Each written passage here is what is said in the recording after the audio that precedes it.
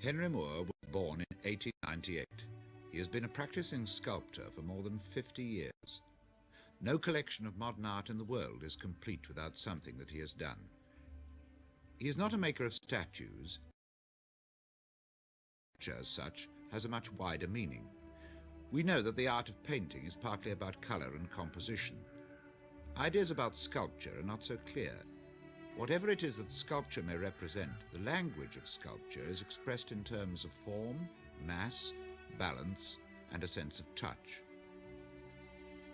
We inherit these senses from childhood. Moore knows how to use them and how to express them in an adult world.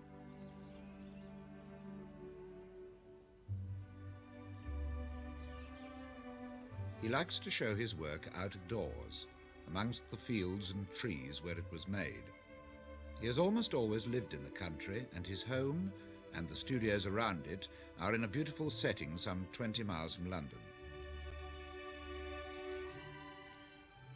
His work has developed in many different ways.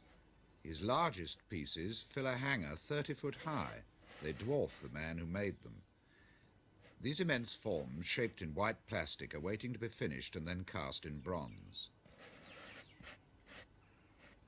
Sometimes the peace of the countryside is disturbed by the sounds of cranes and heavy lorries bringing work back from the foundry or from exhibitions abroad. This one was carrying 30 tons of it, a load easily worth £250,000.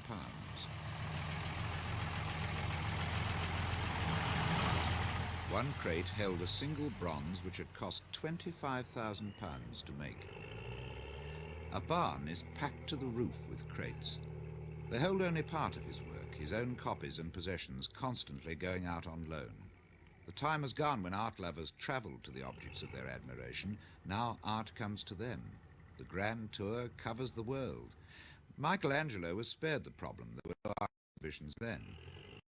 Airlines, shipping agents combine with a network of museums and dealers to serve a universal hunger for cultural experience. It was not always like this. Moore is now in his 70s. He was 43 before he had his first retrospective exhibition. He was 50 when he won the Sculpture Prize at the Venice Biennale. He received the Order of Merit at 65, at an age when some men retire to prune roses in their gardens. He has, of course, gone on working. His first little studio next to his house is where he still likes to be the most. It was once the village shop. It is a quiet place. This is where ideas take shape and form.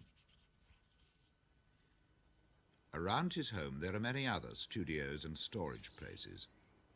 Seeing the great variety of shapes and forms that have resulted from his ideas, one looks for some underlying factor which accounts for this drive, this deep concern for continual artistic self-expression. Like Michelangelo or Cezanne, Moore has given a lifetime to the pursuit of an idea.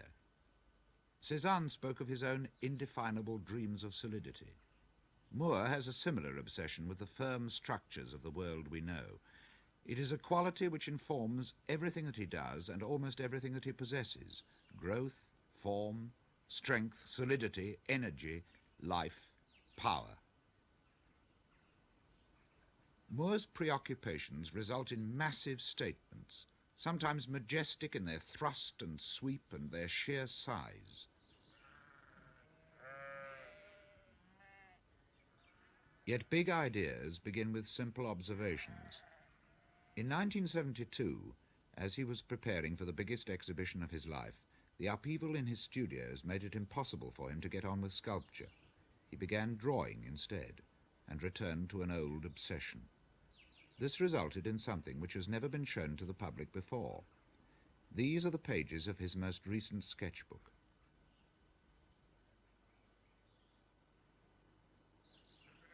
I've always been fascinated by sheep. I think there's something about sheep which no other animal, for me, has quite that ancient biblical quality. And I began drawing the sheep, just merely because I couldn't do my sculpture. Not because I intend doing a sculpture of sheep, but merely because I enjoy drawing, and I enjoy sheep. So that for 2 or 3 weeks, while the packing was going on, I came down here each day and drew the sheep.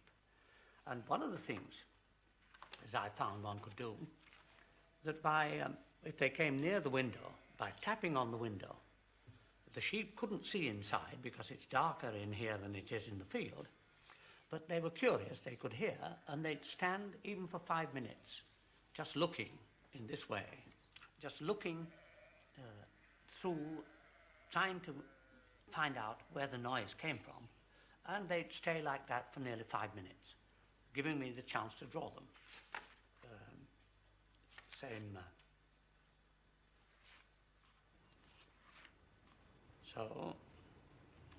But gradually I got to understand the shape of the sheep better through drawing them. To begin with, they were just round, fluffy lumps, balls of wool, it seemed. But underneath that, one discovered that, of course, there is the skeleton and the form of the sheep. And gradually I went on drawing them. I understood the shape of the sheep. Now I find that I can draw for its own sake, and not as I used to, with an ultimate motive in the drawing of using it for sculpture. Now I can draw and just enjoy the drawing, just enjoy drawing from life, drawing from nature. But I shall finish this probably as a kind of life cycle of sheep, because after this period, which I miss by being in Italy, there's a period when the sheep are shorn, and then they become entirely different creatures. I saw it happen, but I wasn't able to spend the time drawing. But so that the remainder of the book, I hope, will be finished and completed with a whole year's cycle of sheep. He has always been interested in animals. There are pictures of horses and goats in his earliest sketchbooks. This interest has continued throughout his life.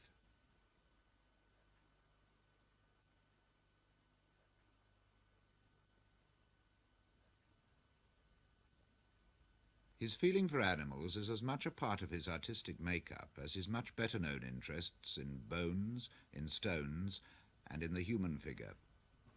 But there's such a similarity between humans and animals.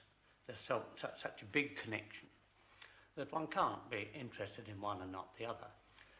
But animals can teach you all sorts of things about form, about sculptural form, which you wouldn't get examples of so clearly from anything else. For example, the gorilla guy at the zoo, but I've often studied the gorilla. And for me, the gorilla has more sense of power, of physical strength, than a lion or a tiger or other animals that people ordinarily think are more ferocious and more stronger. But the gorilla, especially the back view of the gorilla, to me that's the essence of physical strength, of tremendous pent-up reserve power. An elephant, for instance, is very different. An elephant, again, has this power, but there's a kind of gentle slowness and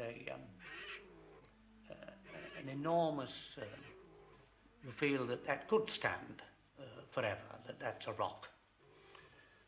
Whereas other animals, like the gibbons that we looked at, they're the essence of length, the length of arm, the agility, all this. And a visit to the zoo for me is a tremendous excitement. Well, there are no animals one doesn't like really, but there are some which are not so attractive. Or, for example, the rhinoceros, to me, compared with the elephant, the rhinoceros is a very aggressive look to it. It's like a tank that's going to attack. It's So that these kind of, and it's all brought about by form and the relationship of the form, the sizes with each other, and the direction of form, so that in a rhinoceros, the tusk,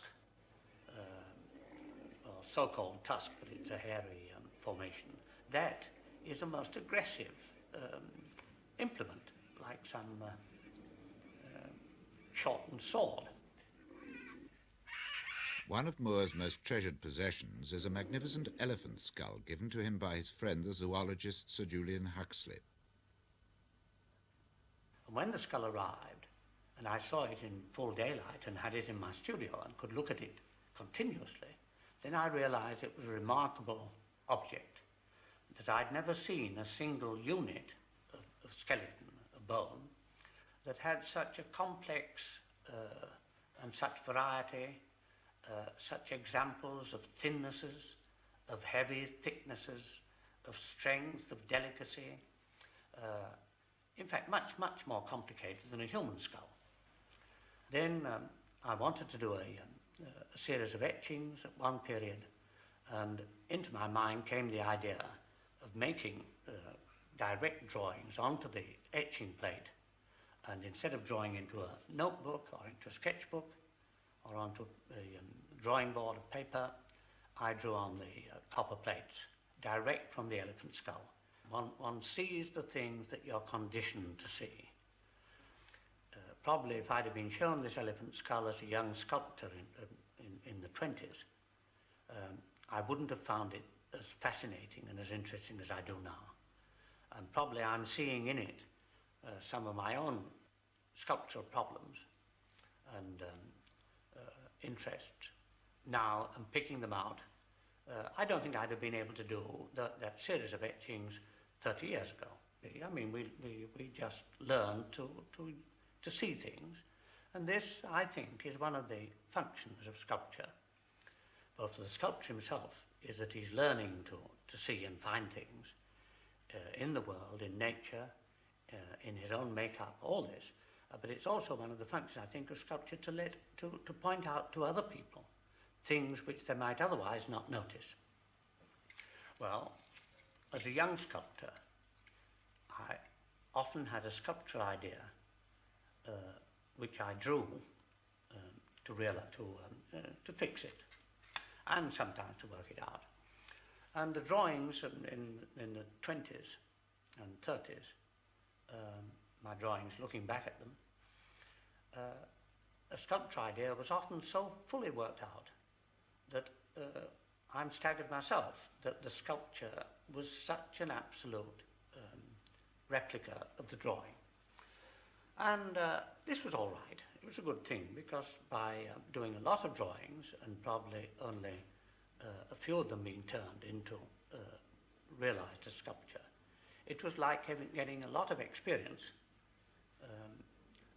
of ideas without the time needed that you need in sculpture to carry them out.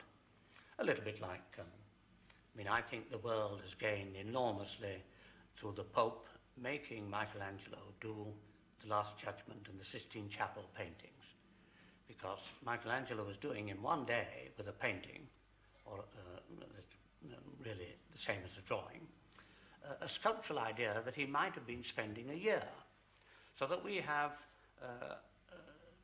2,000, 3,000 more sculpture ideas from Michelangelo than we would have done if he hadn't painted the Sistine Chapel. Now I believe that sculpture, its main advantage or difference from painting is that it can have hundreds of points of view. And I now want to make sculpture which no one drawing could tell you what it's like. That you'd have to have 30 or 40 drawings, from above, from underneath, from the side, from everywhere. That is, I now want to make sculpture which you can't draw.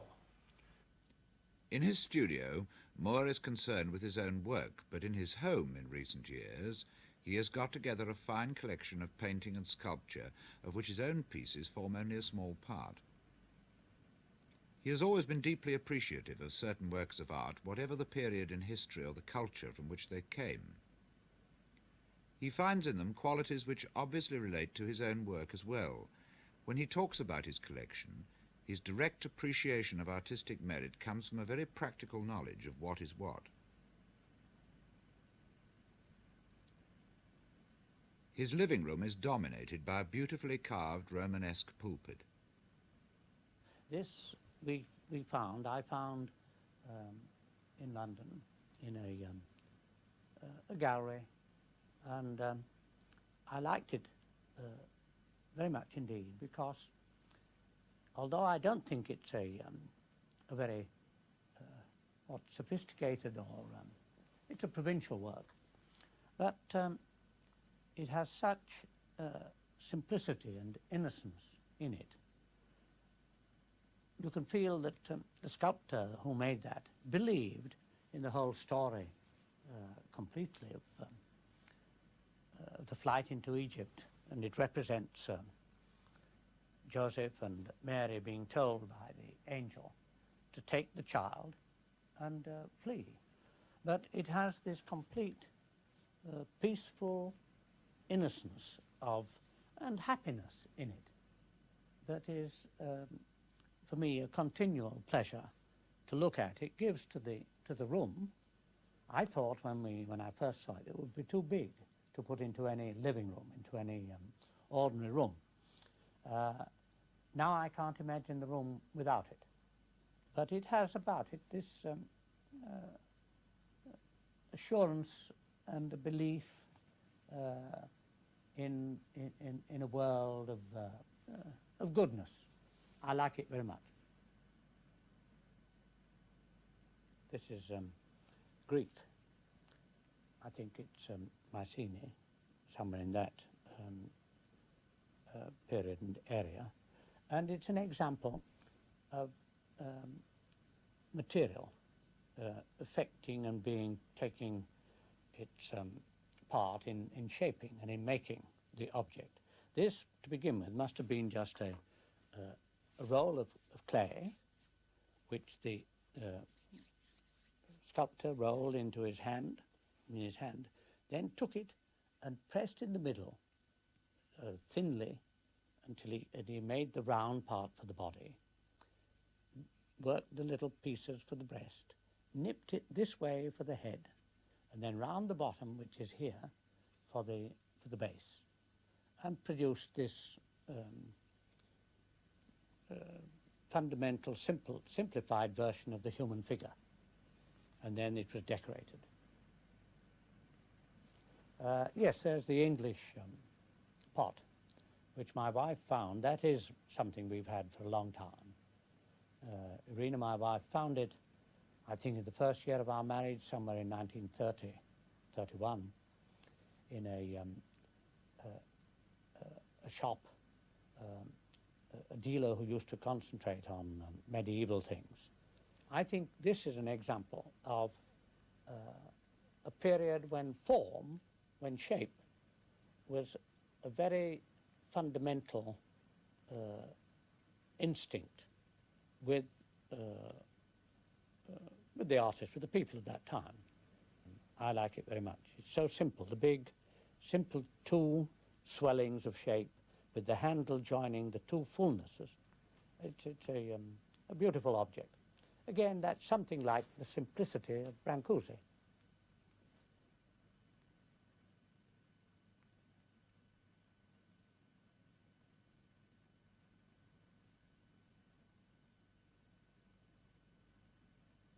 This piece was given to me by Degas Rivera on my first and only visit to Mexico, when I met him, and he knew of my admiration and my even the influence that Mexican sculpture had had on me. And he had a huge collection of Mexican sculpture with several of these figures. And when I told him how much I enjoyed, and in fact had been influenced by such a figure as this, in which, as you'll see,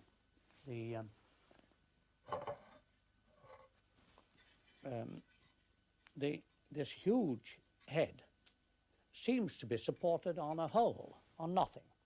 But really, it's supported by these arches and it shows how stone can be hollowed out and you can support huge weights, huge sizes, if the forms come back and connect.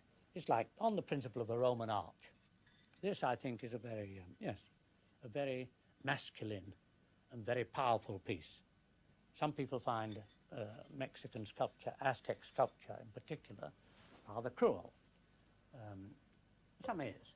But what I admire about it is this tremendous power and strength which it has.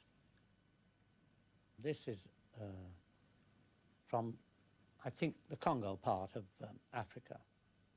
And I find it's very, very impressive indeed.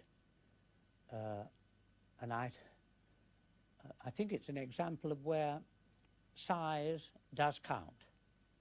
That if you had a head, a sculpture, of the same quality, almost identical, that is, if it could be reduced to only 5 or 6 inches to life size, you wouldn't be nearly so impressed.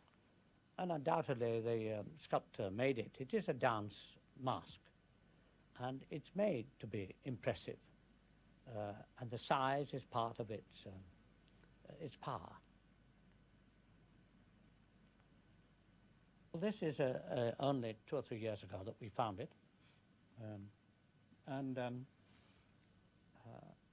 I didn't and couldn't guess where it was from and how old it was. And I still am not sure, but I'm told that it's, and I can believe that it's Greek influence of latish Greek, but probably from the Middle East. Maybe have some Persian, near Persia. But the history of things doesn't matter to me, what is the... But I think this is a wonderful example of vitality being put from the sculptor into a dead material. This has got, it's such a, it's a lynx, but it's got such life. This, the back here is so much like what a cat, what that kind of animal. This slackness in here of the loose skin, the tautness of the muscles, the litheness of it all, and the kind of vicious little face, the vicious little, it could, the bite sense of it. It's something tremendously, yeah, it's remarkable. Now this is where, in a way, you see, the material, you almost forget it, because the sculptor has been so concerned with capturing, with reproducing, with getting the virility and the vitality of the animal, that as marble, but he's kept to the marble. I mean, it still is stone, but it's stone that has been given the vitality of flesh and of muscle. It's a marvelous little object. This is a recent acquisition, and this was given to me because I admired it so much. Because ordinarily, some of the later Eskimo sculpture done recently is beginning to lose its its sculptural invention. It's beginning to be repetitious and being made rather for tourists and so on. But this piece, which perhaps may not be more than 10 or 20 years old, but this piece I think has kept something of that original Eskimo vitality. It's also an example of the connection of the material with the finished work. And here the sculptor has used, it's a whalebone, it's a piece of whalebone, and he's used the natural holes in the side of the, I think it may be a big bone of the, what part of the whale, I'm not sure. But those 2 holes on each side are natural. But he's used those in part of his design, and I think it has something very powerful and primitive. Well, we have 3 or 4 Rodin. Rodin, I think, is one of the greatest sculptors. After Michelangelo, there's Bernini, Giovanni Bologna, perhaps 1 or 2 others, but Rodin certainly is one of the greatest after that period. And over the years, I think the first one is the striding man. Has, for me, the real quality that Rodin has of this tense, taut, muscular energy which he gets into his bronzes. Rodin was a modeler by instinct, mainly.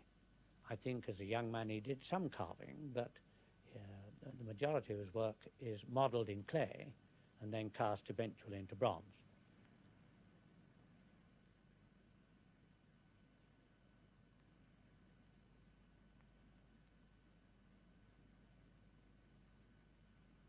Now, I think the reason why we have Degas drawings, 2 Degas drawings, again, they're acquisitions in the last 5 or 10 years, or 5 years, I think. Again, it's their sculptural quality that makes me like them. And Degas, for instance, I'm not surprised when certain painters make sculpture and make it very well and do it as good as the sculptors. That some of Renoir's figures, for me, are better than my old figures. And that Degas' sculpture is as good quite often as the Rodin sculpture, although he only turned to it late in life. Daumet's sculptures are marvellous. Matisse did sculpture. Picasso does sculpture. Now, all those 5 or 6 painters that I've mentioned, in my opinion, are also very great draftsmen. That is, they understand the human figure and its representation in drawing on a flat surface remarkably well, wonderfully. For me, the most precious possession, work of art, is the little Cezanne. This is the first of the ones that I personally, apart from Irina, my wife, liking things and getting things, that I might have been mainly instrumental in deciding to have. It took me 3 nights of bad sleeping to decide that one could afford to have it or should get it. I'd seen this painting reproduced, I think in a lecture, thrown up onto a screen and looking 10 feet long. And I'd always imagined it from that time as a very big monumental painting. So that when I saw it, as I did, in a gallery in London, and found that it was only this size, besides being staggered, I was also realized that it was possible, perhaps, to go on looking at it more than just once in an exhibition. And we did acquire it. What's happened nicely since is that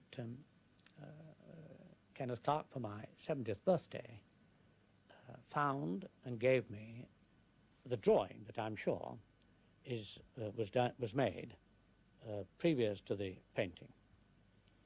But what impresses me about it, again, is this monumentality.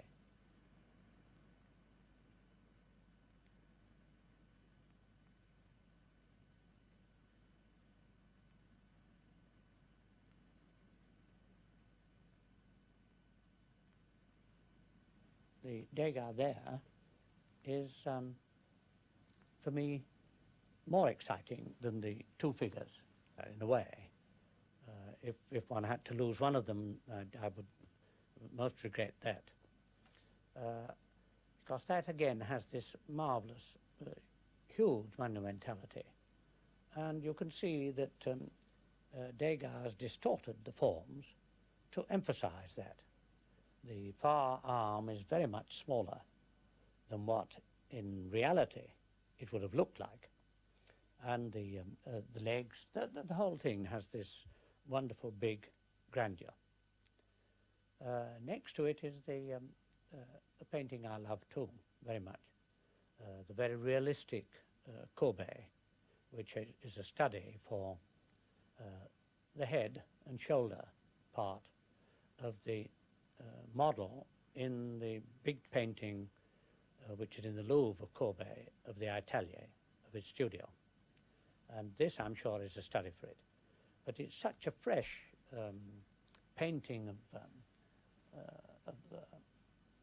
such a direct and luscious painting of the nude that to me it's absolutely direct, straightforward painting by someone who appreciated the human and the feminine figure enormously. Until very recent times, the human figure has been the main subject with which sculpture has been concerned. Artists in the 20th century have interpreted it with ever-increasing freedom. Moore sees in the human figure many similarities with landscape. This is one of his earliest works. Already he was finding connections between landscape and the monumentality of the body, which he admires so much in Rodin, Degas, Courbet and Cezanne. This is 1926 or 7. It's about 45 years ago. And it is one of the first of the reclining figures.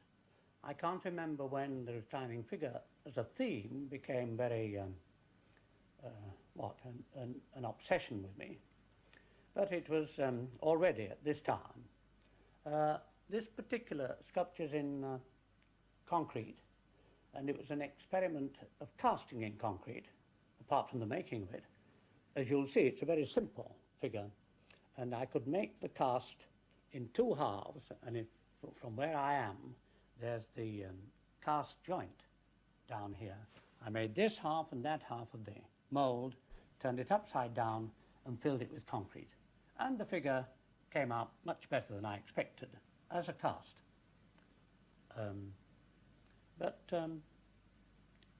It's one that I still like. This is very much the kind of solid, concentrated, simplified massing that is the obvious thing about carved sculpture. And this was a carved sculpture idea, but I didn't have the material to carve it, so I did it in clay. The reclining figure is a conventional sculptural theme, but this work, made in 1931, is something much more complex and surrealist. It was one of Moore's first sculptural metaphors. Well, this was, for me, an important stage of my development as a sculptor, because although I was still mainly a stone sculptor, in fact, completely absorbed in stone carving, I was dissatisfied with the usual idea of direct carving, in which the forms are all so embedded in each other that they don't have a free, independent existence. And here I was trying to make so that, say, this form, which is like the shape of an egg, which is the body, is completely, almost completely realized, though not separated from the rest. That is, that I was making the forms realized enough and yet compact enough. It was a very important stage in my development as a sculptor. Also, I was in this getting the freedom to mix forms, the forms of one thing with the forms of another, and yet perhaps making a unit, kind of organic unit, out of the whole. And this I've done at later times. I mean, here is the back view of a figure. This is a kind of egg. This is the sort of head. And it has, the whole has some sort of sense of a jug. But it is an organic form. And I remember a little child, my niece, I think, who was very young, when she first saw this, she said, "Oh, an elephant in an armchair," which was I was very pleased that she had felt some real object, some real person.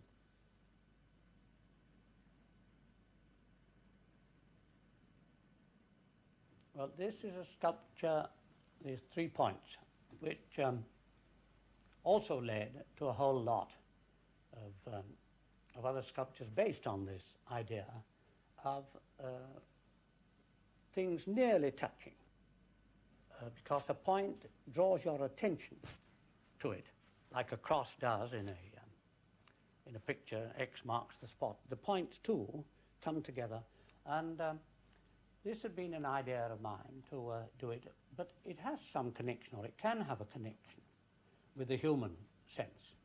And as I made this sculpture, I remembered, and into my mind came the Michelangelo, the creation in the Sistine Chapel painting, where the Adam is being touched, or the finger of the Creator is touching Adam, and you feel that there's some connection, something passing between the two. But also, too, there's that picture from, is it the Fontainebleau school, where 2 sisters, and one is sitting next to the other and just about to touch the nipple of the other one. And the same kind of thing, of that very almost tense moment of just that touching. So there's a human sense to it too. I mean, like sparking plugs and so on. Yes, it's very full of connection. It is a human form thing, one thing just touching or about to touch another one. Well, I think this is not the first of the helmet heads that I did. The first, I think, is somewhere around 1939 or 40. And that developed, even that developed from an idea of one form enclosing another and protecting it. As a helmet is a protection for the human, soft human form, to protect it. And once I got that idea, it recurred because it's a very fruitful and fundamental idea. One could have made a whole career out of just making the forms inside other forms. But I seem to come back to that idea every few years, and this was made, I think, in 1950. And it is this mystery, too, that you get by the form being enclosed by another one. You don't disclose it entirely, and it's hidden, but comes back gradually as you go round. The armor idea is this hard covering or shell to something inside it. And it is like, it's the same idea as a shell of a crab or a lobster or a snail, protecting a very vulnerable form inside it. It is a fundamental form idea. I've done many mother and child sculptures, and most of them have been this idea of the larger form, a relationship with the smaller form and a protective sense, and a sense of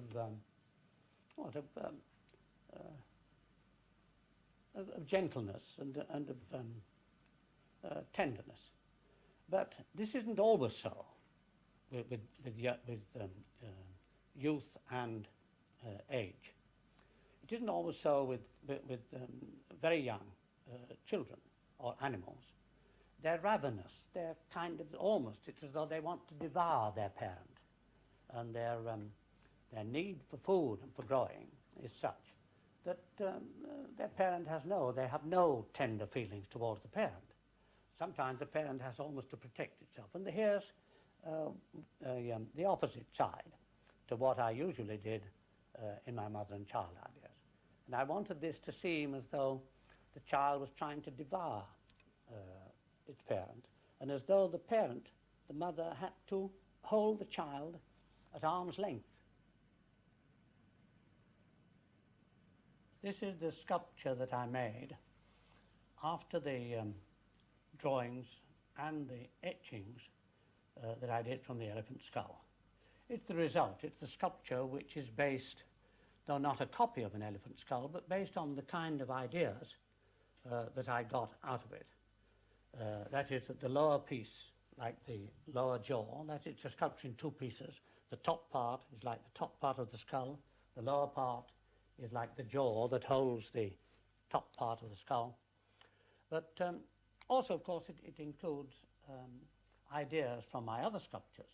That is, from one other experience, past experience, and there's the points here, like in the 1940 points. But perhaps this is much more what I got out of the elephant skull was this inside, the interior, and the change that you get as you go around it. The enormous variety that there was in the elephant skull, I tried to get to some extent in this. This sculpture is made of fiberglass. It's in two parts. It would be impossible to carve in marble. The points would slip and break. Moore has exhibited the separate parts cast in highly polished bronze. There was a time when he developed ideas about truth to material. Now his attitude is much more flexible. Sculpture can be made by modelling as well as carving. The model is often made in plaster. These maquettes are then measured and enlarged to any scale. The final full-size sculpture is cast from the model in the material the artist chooses, so plaster may turn to bronze. The material has changed. Now, all the maquettes I make more or less in the same material, that is plaster. Because plaster, you can mix it and build on it and cut it down, and you can leave it alone for a month and it doesn't change. You can go back, wet it down and add to it and alter it. It is a sensible and useful, for me, material. And often those maquettes, if I want to preserve them, get cast into bronze, because bronze is a casting material. Nobody works direct in bronze. You see, this is in people talking about truth to material, they never talk about truth to bronze. Now I believe that the material is secondary to the idea. And but perhaps, in my case, I did carving for 20 years, mainly. And for that reason, I think I can now imagine a sculpture, and I can design or think of a sculpture in stone, and I can do things with it that I wouldn't have dared to do as a young person. This I learned to some extent early on by seeing, say, the Cycladic sculptures, where you'll have a seated figure in which everything is pierced. I remember seeing the small Cycladic figure about this big in the Athens Museum. And the sculptors of that period, 3000 BC, could not have had bronze tools. It's before the Bronze Age. They must have carved with other stones harder than the one they were using, and then have rubbed. And yet they pierced and got behind. They've made this open work, seated figure playing a harp in a hard material. This is wonderful. That is, they were not frightened of the material. That early period of direct carving used to result in a lot of sculpture, which was all tied up in itself, all as though it was a pressed lard into a square box. This is not sculpture. There are certain restrictions. The sculptor should not be a slave to the material. He should be the master of the material. I think I've said this somewhere before, but not a cruel master. Moore's crowded studios are the evidence of such mastery. The walls enclose a large gathering of familiars, the companions of 50 years of his working life. He has kept a casting of every bronze that he has made, many original carvings, and of course the full-scale models on which he worked. He has given many things to museums, including the Tate Gallery in London, who have the largest collection.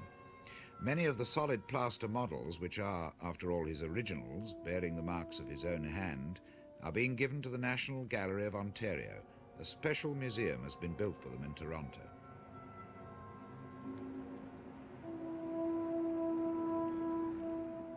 Moore remains a countryman at heart.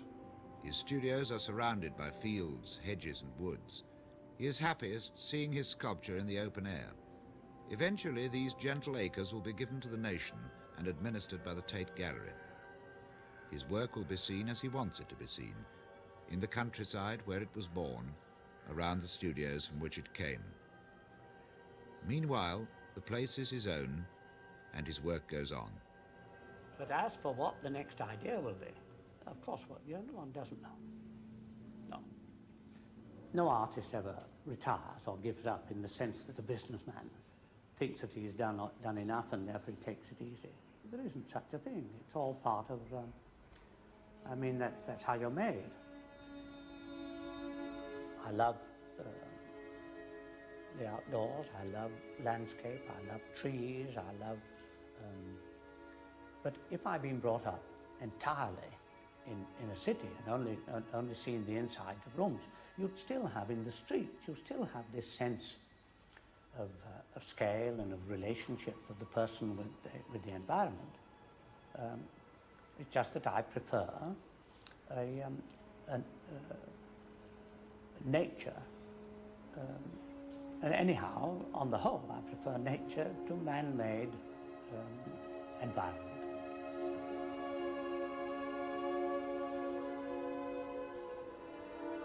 For the present, the most appropriate tribute to Moore's vision is in a Scottish glen. The British tradition in painting and poetry has often been about man and nature. This feeling was at the heart of all that Constable, Turner and Wordsworth believed. It has been Moore's achievement to add the art of sculpture to this tradition. The ever-changing nature of the British climate, the softness of the moist light in an island caught between the North Sea and the Atlantic, has not always encouraged sculptural sensibility. Moore's work is a triumphant affirmation of the power of sculpture to take on new meanings with every change of natural mood. It stands majestic in the landscape, imbued with life and mystery.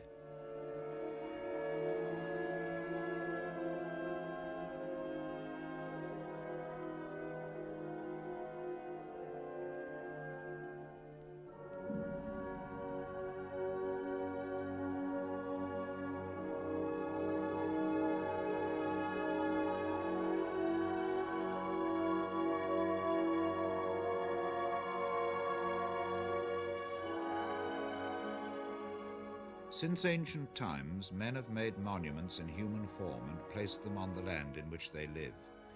Moore's sculptures express a deep human response to the beauty and the wildness of the natural world.